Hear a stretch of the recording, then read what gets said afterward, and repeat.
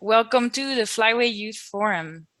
I think we've got quite a few participants in the room already, and we are live on YouTube. So we're very excited to be starting off this Flyway Youth Forum of the East Atlantic Flyway together with you. Just double check we have everybody in the room. And without further ado, we'll start this amazing journey together along the East Atlantic Flyway.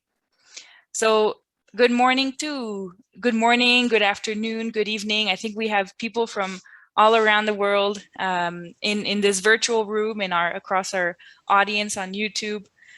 We are extremely excited to be here with you today on this very first day of the East Atlantic Flyway Youth Forum. We are all here today connected through the path taken by millions of migratory waterbirds every year.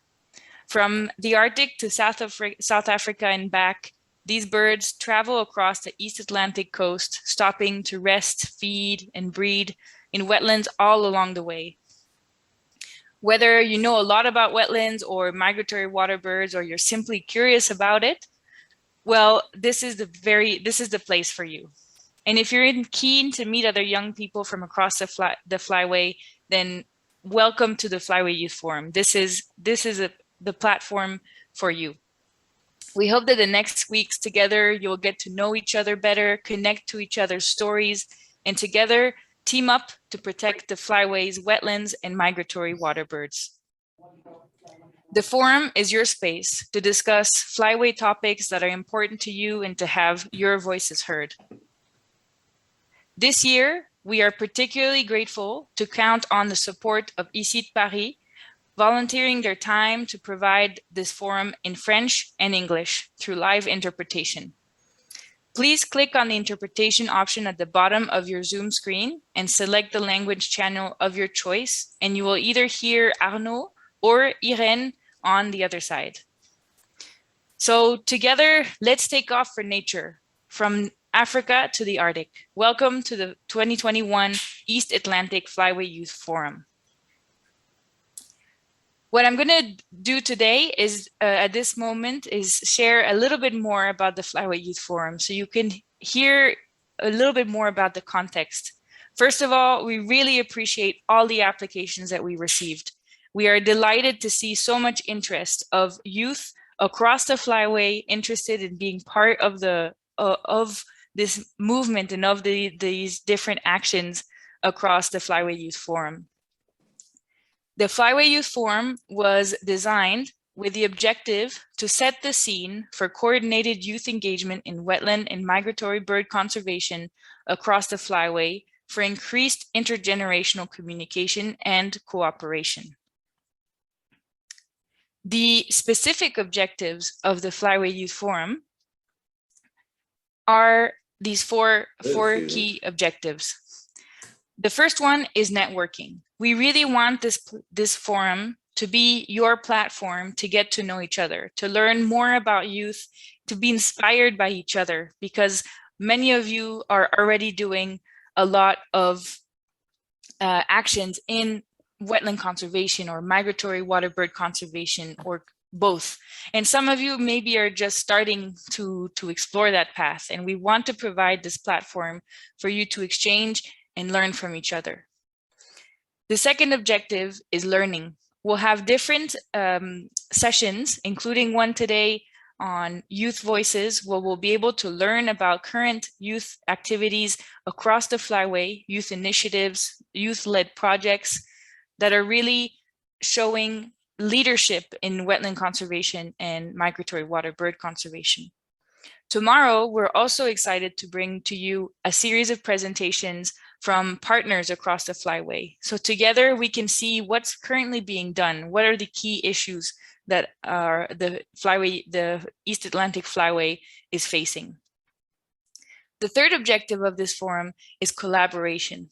Through a series of workshops, we hope to bring everybody together to collaboratively think, what are the priorities for youth for the Flyway and what can we do about it? And objective 4 is that particular point. What can we do about it? What can we do together to improve the Flyway Youth Forum through different series of actions, through collaboration? And with that particular objective in mind, we have also designed a Flyway Youth Ambassador Program.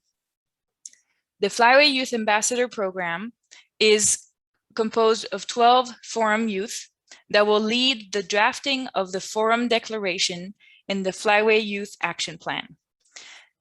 They have been selected to be the spokespeople for the Flyway Youth across key forums beyond the forum. Many of you have applied for these positions, and it was a hard choice to make, but we hope that you'll take the most out of the Flyway Youth Forum, and we'll take the opportunity to discuss with the ambassadors also what are your priorities, and to help the ambassadors shape that action plan and declaration.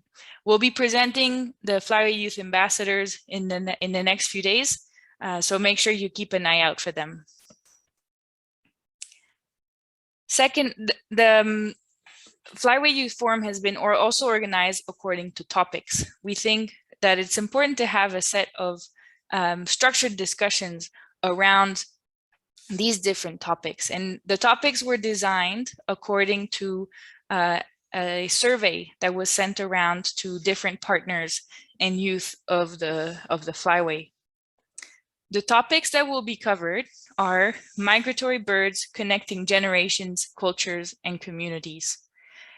In that particular topic, the key question that we want to explore with you is there a common perspective around the importance of migratory birds and wetlands in our cultural history?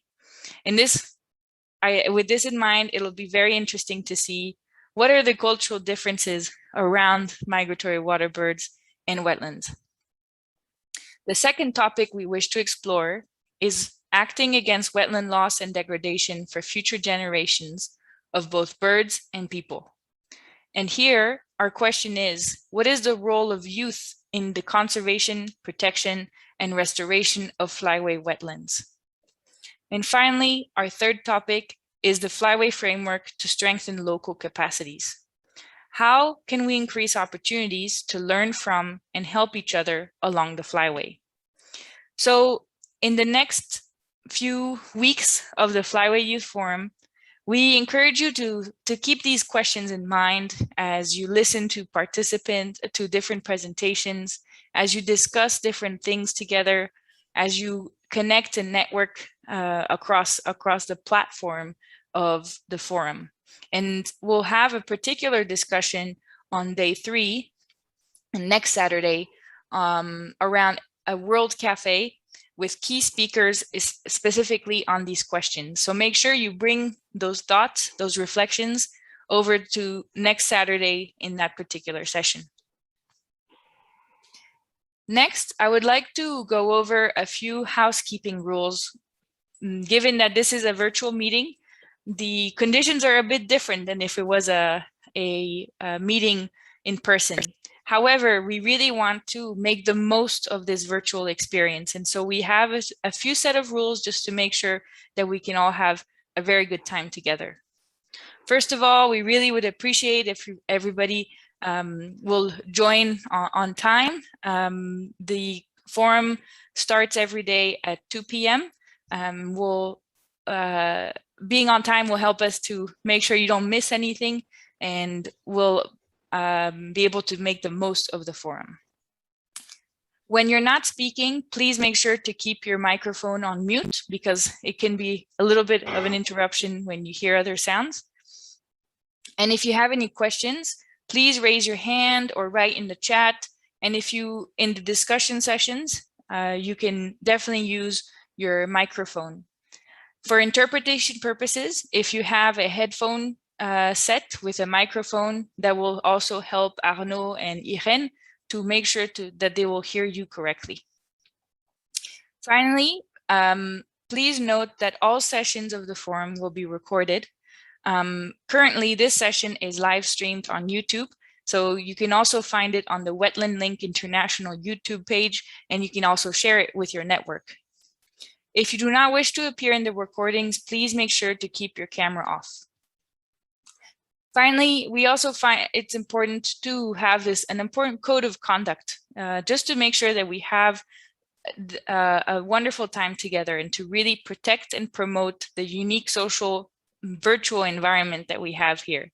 So the forum will not allow any discrimination, sexual or emotional harassment, humiliation, prejudice, segregation, or any type of discrimination. Finally, as I mentioned, the forum is available in English and in French. The interpretation symbol looks like this one presented on the screen, and you can find it below on the Zoom tabs. Make sure that you select a specific, the icon or the channel of your choice to hear the forum in French or in English. I'll just explain that part in French in case anybody has any issue finding that. Concernant l'interprétation, nous sommes vraiment très heureux cette année de travailler avec ICI de Paris, qui nous permet au travers des heures volontaires de traduire, d'interpréter tout ce forum en français et en anglais. Nous vous invitons à sélectionner la langue de votre choix à travers l'icône d'interprétation qui est disponible dans la barre d'outils de Zoom en bas de l'écran.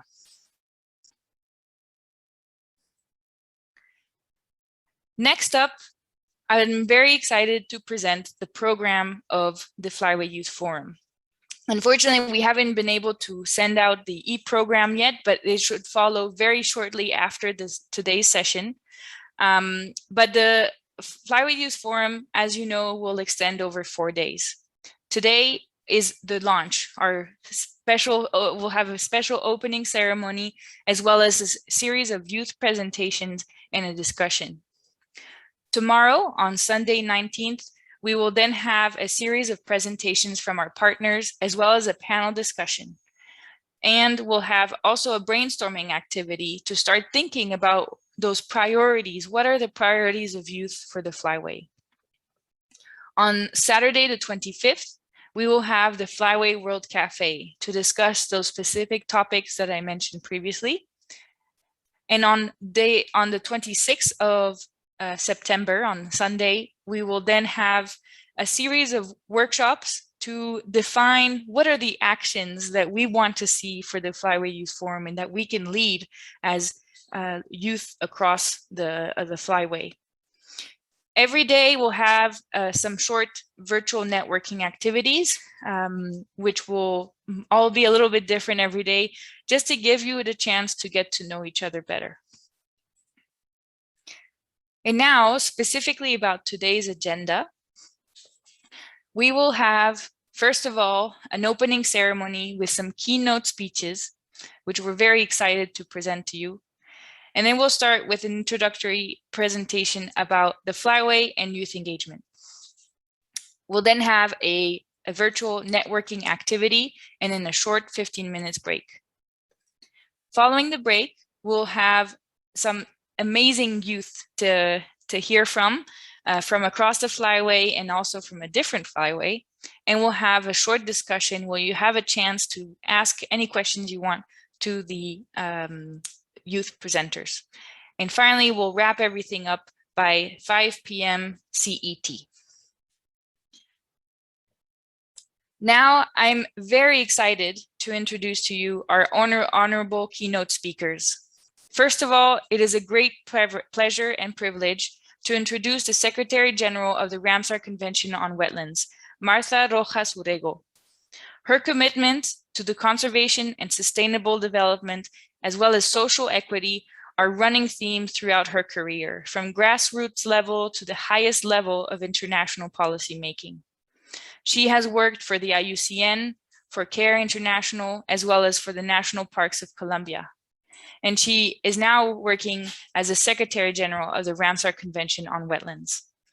And she sent us this keynote welcome from Gland in Switzerland.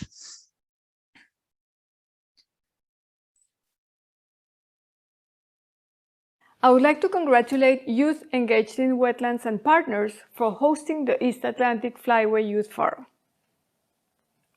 At a critical time to redouble efforts to protect migratory birds and the wetlands they inhabit, I am deeply encouraged by the tenacity and commitment of young people globally, leading the charge to conserve ecosystems on which we all depend. Healthy wetlands are critical to the survival of millions of birds, including 300 species that cross the East Atlantic Flyway every year. Traveling thousands of miles from the Arctic to southern Africa, these birds stop at wetland sites for water, food and shelter along often perilous journeys. Due to a combination of wetlands loss, environmental degradation, and increasingly climate change, the flyway for these birds is under severe threat. We have lost 35% of the world's wetlands since 1970, contributing to a decline of 81% of inland wetland species and 36% of coastal and marine species. And today, wetlands are disappearing 3 times faster than forests, putting 1 million species, including migratory birds, at risk. To protect these species, we have to conserve and restore wetlands ecosystems on which they and 40% of all global species depend. With their critical services for human and planetary health, there is an enormous opportunity and urgency to conserve and restore wetlands. As biodiversity hotspots with enormous capacity to store carbon and protect communities from climate impacts, wetlands are critical solutions to the connected biodiversity loss and climate crisis and achieving a sustainable and equitable future. They thus need to be a critical element of the post-2020 Global Biodiversity Framework to be adopted at COP15 of the Convention on Biological Diversity and integrated into nationally determined contributions on the road to COP26 of the UN Climate Change Convention. It will take all of us working together to reverse the accelerating loss of wetlands and protect their benefits for people and nature. We need unprecedented action from all corners of society, governments, business, civil society, and youth. I am truly inspired by the engagement from youth conservation networks such as the Youth Engaged in Wetlands and others here today, setting the bar for stronger, coherent, and inclusive action on wetlands and broader biodiversity loss. Your voices and actions are critical to raising awareness of the urgency and opportunities to scale nature-based solutions such as wetlands to the myriad global challenges we face. I am thrilled by the increasing diverse participation of young people in the designation of wetlands of international importance, in wetland management and restoration, in education and public awareness campaigns, and working to promote the wise use of wetlands for communities' income-earning activities. We see a huge youth engagement in our global campaigns, both World Wetlands Day on 2nd of February and our ongoing 50th anniversary of the Convention on Wetlands, where youth have been a key partner to engage all actors to step up actions to protect wetlands. With the UN General Assembly's recent resolution proclaiming 2nd of February as World Wetlands Day, we have a huge opportunity to work together to drive even stronger awareness of wetlands values to people and nature. With the biggest stake in our planetary future, the voices of youth need to be heard to change hearts and minds and to drive political change and scale up investments in wetland conservation. I wish you a very successful forum and look forward to enhancing collaboration and engagement of youth and together turning the tide on wetlands and broader biodiversity loss for a sustainable future.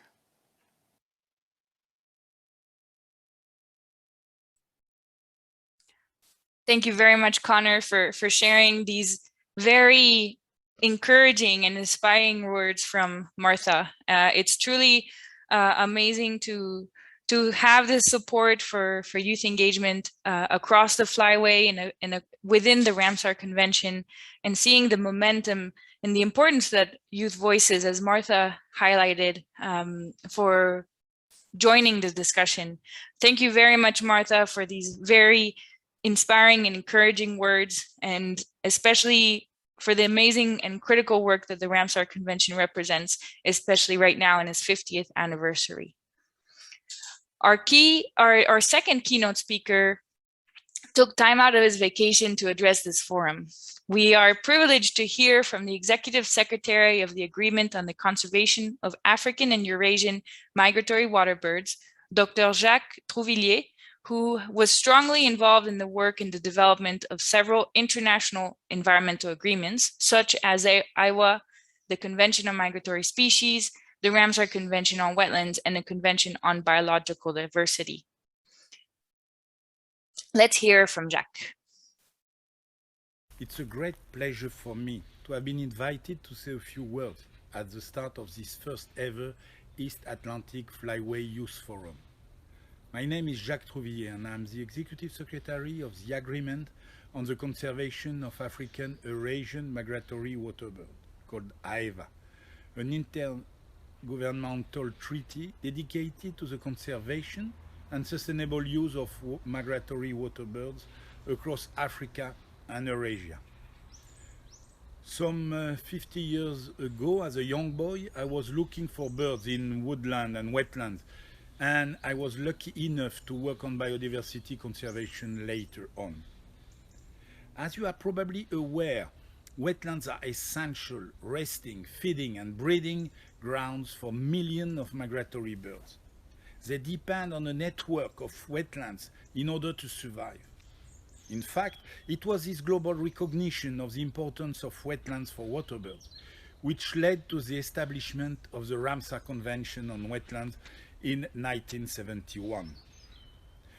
Although younger than Ramsar, AEWA was developed as a treaty to coordinate the conservation and management of migratory waterbirds along the entire African Eurasian Flyway, a geographic space covering a total of 119 countries, which stretched from the Arctic breeding grounds to the wintering grounds along the Atlantic coast of Europe and Africa.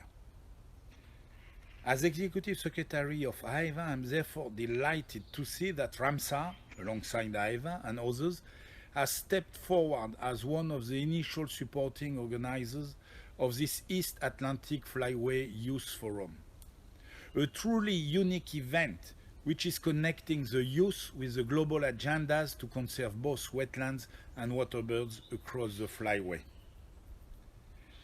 The ultimate goal of the forum is to connect, empower, and provide a unique platform for dialogue for future youth leaders, which are focusing on wetlands and waterbird conservation in many of the countries found along this specific flyway. It is my sincere hope that the Youth Flyway Forum concept will continue to be successful and continue to grow beyond the East Atlantic Flyway and evolve to bring together youth from across the entire African Eurasian Flyway in the coming years. Here, I would like to mention World Migratory Bird Day, which, by the way, is coming up again on 9th of October, and which is one of the flagship global awareness-raising campaigns being run by the Conservation on Migratory Species, the CMS, and AEWA, in close cooperation with a US-based NGO called Environment for the Americas. I think there is a great potential to possibly link the two events, and I would encourage you to consider holding future Flyway Youth Forums around one of these two annual peak days of World Migratory Bird Day in the coming years. Finally, I would like to conclude by thanking and congratulating the organizers of this first ever East Atlantic Flyway Youth Forum. In particular, the extremely talented team from the Youth Engaged in Wetlands, together with the dedicated staff at the WWT in Slimbridge, the Common Wadensee Secretariat, and the International Wadensee School, who have all helped to put this forum together. Last but not least, I would also like to especially thank you, all the many dedicated youth participants who are joining the forum online in the next days for all parts of the East Atlantic Flyway. Thank you for your interest and dedication to wetland and waterbird conservation. And thank you for coming together in a spirit of international cooperation, which is so important. You are the future generation who will be charged with carrying forward the work we have started under Ramsar and Naeva to make flyway conservation happen. Thanks a lot, merci beaucoup, and yes, all together we can.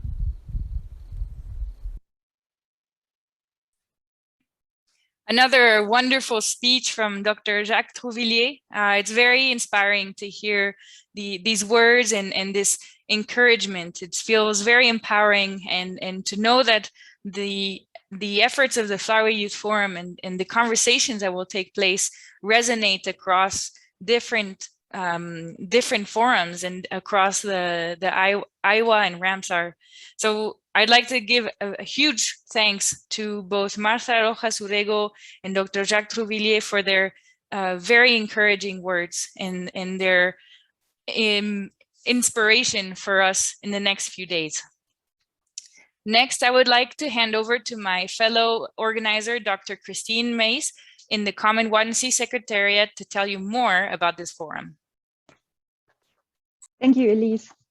Yeah, it's my pleasure to now take over and actually introduce to you the various organizers of the forum, or let's say the key organizers. We had a lot of support from other organizations. So first of all, we have Elise, whom you have already met, who's kind of like working for Youth Engaged in Wetlands, together with Nick Fabienne and with Gabnea, who are also in the audience today, and you will meet them throughout the program in case you have any questions about Youth Engaged in Wetlands. Further, there's my colleague Cola Walsh from the Wildfall and Wetlands Trust, and then there is me from Christine from the Common Watersea Secretariat. So we also had obviously financial support, and that was mainly provided by Waterbird and Wetlands Trust, as well as the Common Watersea Secretariat. But we obviously also have to mention that there were many people and organizations who provided in-kind support by helping to find the incredible speakers whom you will encounter throughout the program, who acted as moderators or will be acting as moderators and facilitators at the various sessions. They provide technical support, or they simply helped us spread the message through the various channels so that we truly can create a Flyway Youth Forum where people are coming together from the far north and from the far south. And finally, I obviously kind of like also want to thank very much our interpreters, who were still on the slide before, but Connor moved a little bit too quick for me. So they will kind of like join us throughout the program, and will help to kind of like ensure that the language barriers are not a barrier for our cooperations. And then we had, we have to put a very special thank you out there to our incredible advisors, which really helped to shape the fine details of this forum. And then the next few minutes, we now want to use the opportunity to tell you a bit more about the organizing organizations so that you can already get a first idea about the work that we are actually doing along the Flyway. And as I already have the floor, I will start with the Common Watersea Secretariat. So located at the North Sea coast of Denmark, Germany, and the Netherlands, you find the Wadden Sea, which is the largest unbroken and largely undisturbed stretch of sand and mud flats in the world. And due to this very unique setting and this very unique ecological circumstances, it was described as a World Heritage Site in 2009. The Common Watersea Secretariat that I'm working for is coordinating the trilateral work of these 3 Watersea states. And the aim is to really achieve a natural and sustainable ecosystem in which the natural processes can proceed in a largely undisturbed way. And the Wadden Sea is important for the Flyway because every year about 10 to 12 million waterbirds visit the Wadden Sea on their annual migration from the breeding routes in the Arctic to the wintering sites in Western and Southern Africa. And due to this direct link between the Wadden and other flyway areas, the UNESCO World Heritage Committee had requested to strengthen really the collaboration between the Wadden and other areas along the East Atlantic Flyway for the benefit of these migratory birds. And this had led to the launch of the Wadden Flyway Initiative in 2012 with a vision that migratory birds really kind of like find lasting refuge along the flyway. And the Wadden Flyway Initiative has two main pillars. One is the monitoring program, where birds are counted all along the flyway. And the second one is a capacity building and management program. And both of these programs you will hear a little bit more about during the next days of the forum. They were obviously both developed in very close collaboration with various international and national partners. Among one of those is the International Wadden School, who was also an organizer in this forum. And just to give you a bit of an idea, kind of like where are we going in the future? I think, yeah, there we are.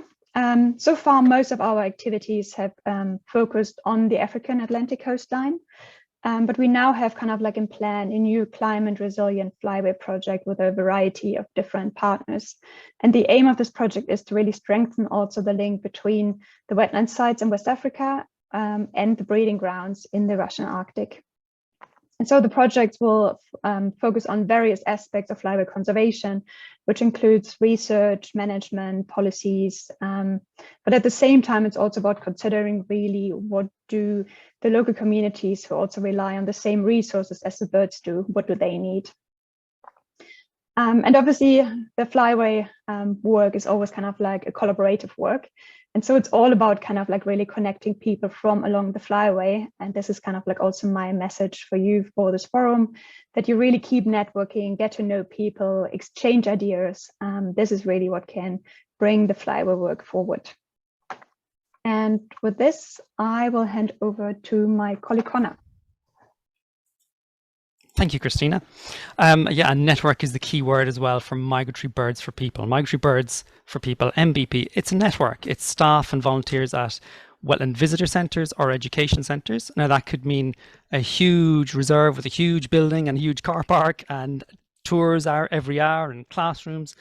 But it could also mean a wetland where there are some information boards that volunteers give occasional talks. It's all wetland education in one form or another. Now, some of these centres are run by independent nature lovers, some are run by government nature agencies, so it's quite diverse. And there's big NGOs and charities in it, like WWT, where I work, Wetlands International, BirdLife International. And that map shows the member centres of the network, but that map is also a physical thing. And here it is when we created it at an annual meeting a few years ago, and it's a good symbol of a network as well, because so many people bring different skills to a network and it makes something happen that individually you couldn't have done. Here we have people who came up with the idea for the map, people who designed the activities to use with it, the graphics designer, the people who funded it, the people who advised on it. And that's how networks work. It's actually differences that actually enable you to do something great. You can see the map in use there in Senegal at the top and in France below that. There's different ways of using it in different places. And that's its flyway role. Current projects, this forum is really important to us at MBP. We've put a lot of work into it, and it relates to a lot of what we do. So we have a program, an optics sharing program called Optics for Africa, where we distribute binoculars to Wetlands International and other centre operators in West Africa. You can see Ibrahim there from Wetlands International Africa with the very first batch that we gave him when he was here at Slimbridge. And we're doing similar, or supporting similar projects with the Wadden and other partners with bird guides and specially made fold-out bird guides on the relevant species for different areas. So looking at what's next for us that you might be interested in, well, we have an annual meeting coming up in a few weeks' time, and there will be public sessions for that on the 11th of October. I'm happy to answer any questions about that. We're going to stay involved with the Youth Flyway Forum if we possibly can, and also at WWT we have other roles that are maybe outside MBP but are in the same flyway and have other and are relevant to it. So that was a whistle-stop tour of MBP. I'm going to hand over now to Nick to talk about YEW.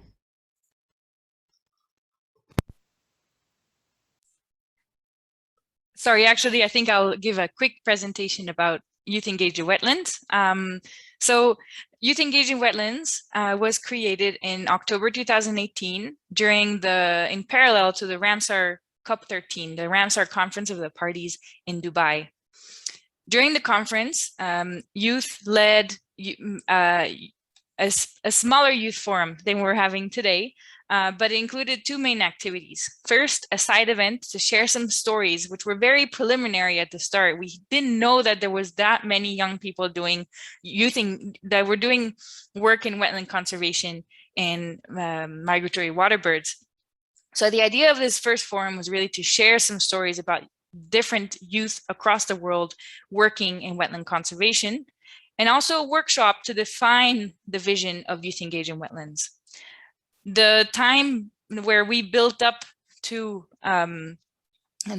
this particular side event during the Ramsar conference, what we noticed was really this need for a network. We needed a platform for young people to be able to meet and connect to each other, to talk about the experiences and to know that they weren't alone out there in their work.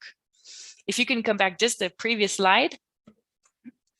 Thank you very much, Connor. I am very excited to show you the Youth Engaged in Wetlands team, the people that are driving this initiative from behind the scenes, all volunteers. And we've recently grown our team, so our pictures need to be updated. But just a few weeks ago, and we're now 15 volunteers working around the world to achieve the objectives of Youth Engaged in Wetlands that we defined until 2024. Our team is composed of young people passionate and driven for wetland conservation and working from a different background. Everybody has a very multidisciplinary background, but everybody's coming together with the same passion for wetlands. You can learn more about each one of us on our website. The objectives of Youth Engaged in Wetlands and our mission, next slide, please, were defined following the discussions during the Ramsar COP13. We virtually gathered to create this strategy and this scoping document for the period of 2019 to 2024. Our mission is to provide a global platform for young people to enable and empower them to help to protect wetlands and promote their conservation and wise use around the world. Our vision is that Youth Engaged in Wetlands is identified as a leading youth network for wetlands, and also that young people are recognized as key stakeholders in the Ramsar Convention and other platforms through meaningful engagement in different processes and to ensure intergenerational cooperation. Our strategy is based on 4 objectives. Our first one involves the development and the management and the coordination of this international network. We are currently developing our membership plan, but we're already collecting emails of the people that would be interested in joining Youth Engaged in Wetlands, and you can find that through our website. Our second objective is on knowledge and capacity building, which includes establishing a knowledge sharing platform to increase the understanding of the challenges and opportunities for youth engagement in the Ramsar Convention and wetland conservation in general. Our third objective aims to build the participation of youth in decision-making and intergenerational cooperation within the convention and beyond. In particular, Youth Engaged in Wetlands has been very active and engaged within the Ramsar Convention decision-making bodies and different meetings.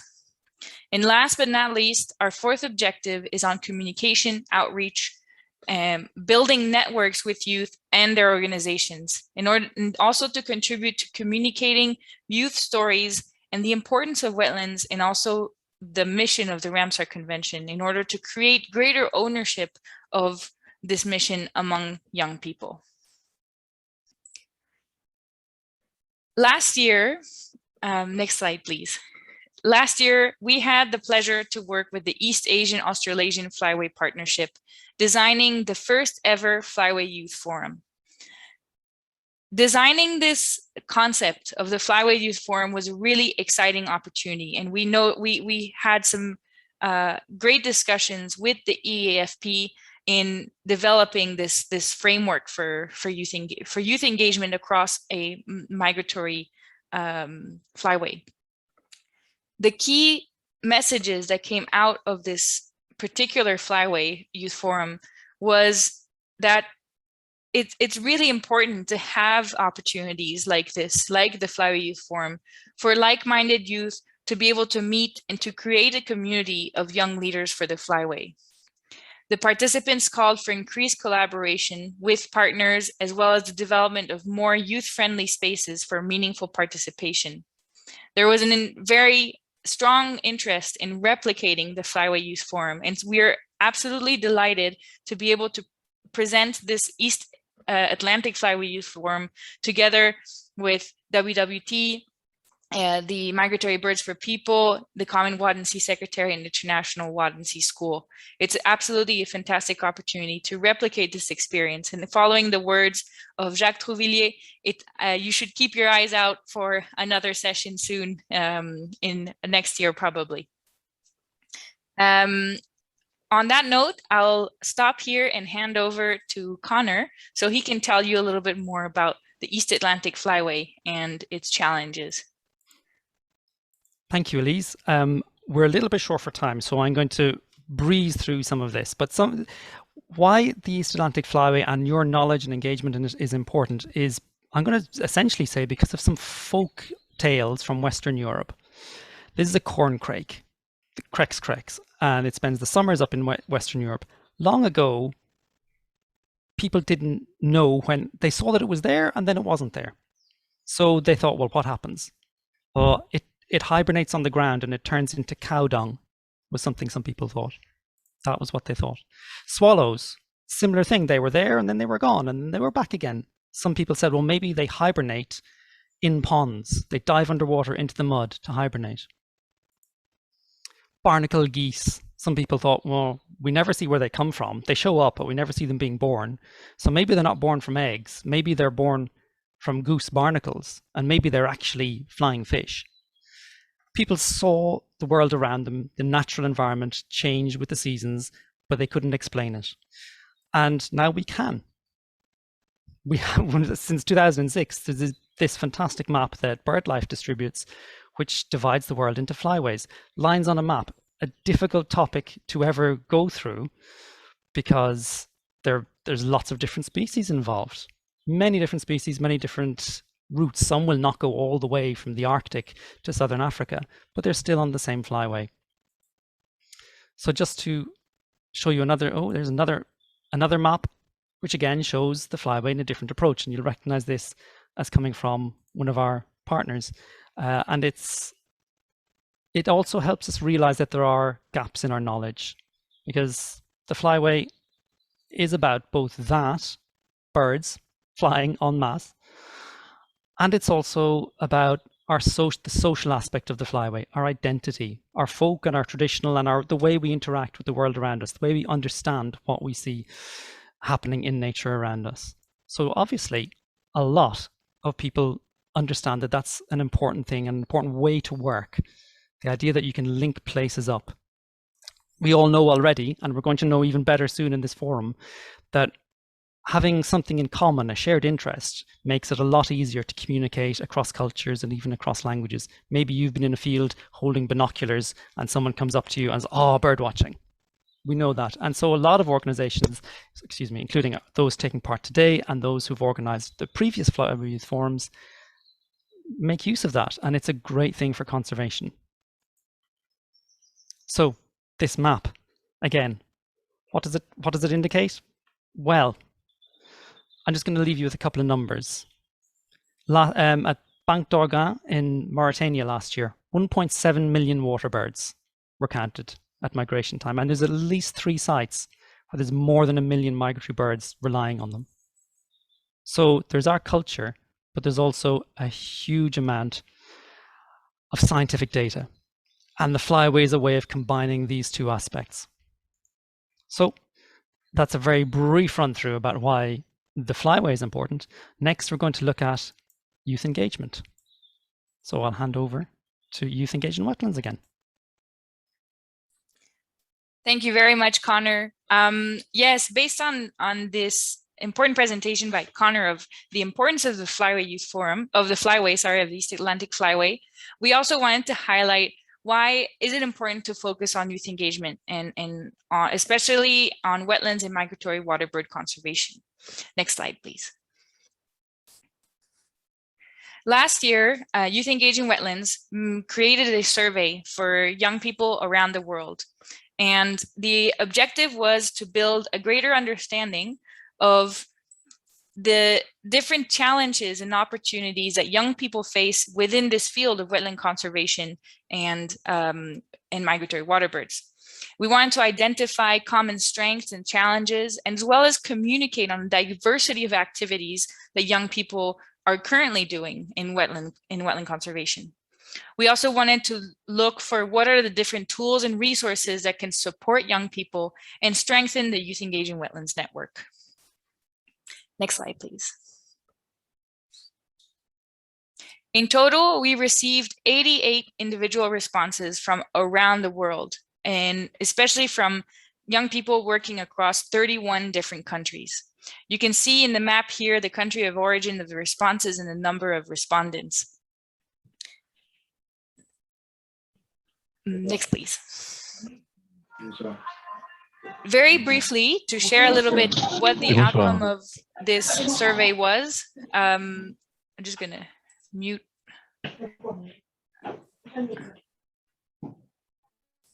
There we go. The outcome of this survey was that, in fact, it was the very first survey of this kind. We don't think there is something that similar that exists currently that analyzes the role of young people within wetland conservation. So it was quite a learning opportunity, and we had some limitations. The fact that it was self-reported, that we did have a lack of representation across different countries and regions, and especially in North America, Europe, and Oceania. And we believe that access to internet and digital literacy might also mean that the survey was not the most accessible to some young people in some more remote areas. However, what this report does show us is the baseline status of youth engagement and allows us to make some important conclusions in terms of the importance of raising youth voices around wetland conservation, as well as fomenting youth advocacy. We have also elaborated a set of recommendations that I'll share in the next slides. Next slide, please. Thanks. So one of the conclusions, the few conclusions that we have taken out of this study is that, oh, sorry, previous slide, Connor. Thanks. Alone or in a group, young people around the world are already taking action for the conservation and wise use of wetlands. Youth as a period of life encompasses a really heterogeneous group of individuals. This stage provides each and every one of us with different sets of challenges depending on our local context. However, through our diversity, wetland youth are united by some common obstacles and a common sense of urgency and vision of a world where together wetlands and people thrive. In particular, the report also highlighted that youth are key allies for wetlands and can contribute constructively to the world of wetland conservation if they are meaningfully involved in processes and decisions that ultimately affect their lives. And with that in mind, we've also developed some key recommendations. Next, please. Our recommendations are directed specifically towards wetland practitioners, from policymakers at the level of the Ramsar Convention, research institutes, NGOs, wetland site managers, and funding agencies. We believe that it's important to support youth and youth-led initiatives for wetland conservation wise use, and we particularly call on empowering women and non-binary people in these activities. We also ask that there are opportunities are provided that are tailored and meaningful in order to build capacity building within youth in wetland conservation. We also recommend that different tools for effective and sustainable fundraising is shared with young people, and that we must ensure the safety and well-being of young people while they are working in the field of wetland conservation, as it as we've learned through our survey, that is also can become quite a dangerous work. Our second recommendation is to recognize youth as key stakeholders of the Ramsar Convention. In particular, to recognize young people are key in ensuring the health and protection of wetlands, and also to increase awareness among youth of the Ramsar Convention, what it is and its objectives, and what it is currently doing. We're really hopeful we're very encouraged by the words of Martha at the beginning of this first day of the Flyway Youth Forum, recognizing the important voices that young people provide. Finally, we believe that we need to strengthen intergenerational cooperation and decision making. Youth needs to be involved in decisions that affects their lives, and youth-friendly spaces such as the Flyway Youth Forum for meaningful participation and intergenerational cooperation is really an important way forward. Now, without further ado, I'd like to now introduce the next session of the Flyway Youth Forum, which is a virtual networking